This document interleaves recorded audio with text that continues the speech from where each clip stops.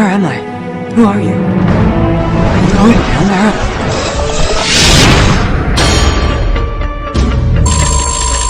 there? Our vision for Season 1 was very much that Season 1 would act as a prologue for what was going to be a story writ on a larger canvas, and that in many ways Season 1 would be an introduction to our team and an introduction to the problem that they and the world are facing.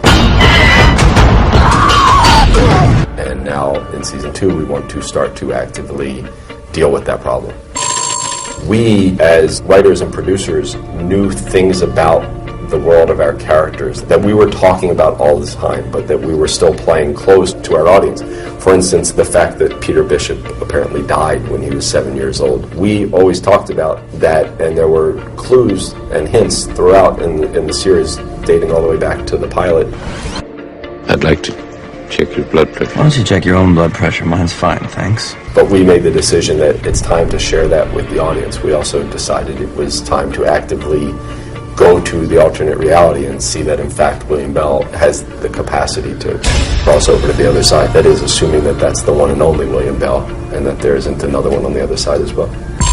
From the pilot on, William Bell has been talked about and sort of built up as a character without us ever seeing him or meeting him. We decided very early on that by the end of the season, Olivia would have her first face-to-face with William Bell, and over the course of the season, she learned that he played a much more active role in her life than she had ever imagined.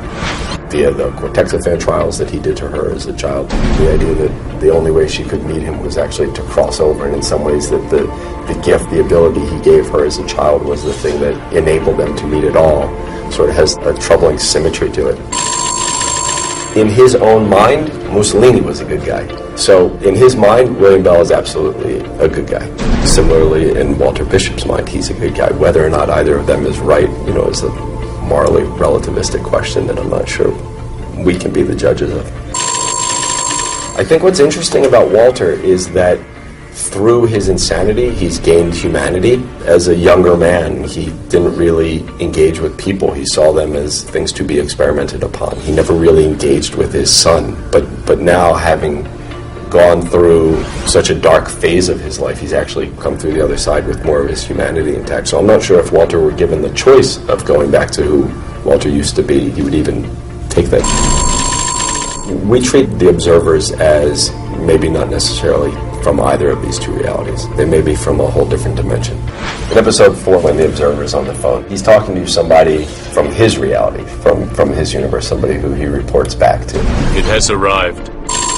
In our minds, we're the good guys, of course. I think in our minds, we're all the good guy. Good and bad has sort of a yin and yang relationship, and it changes at times. We may have caused the problem, but if we're trying to cure it, then I imagine we're the good guys.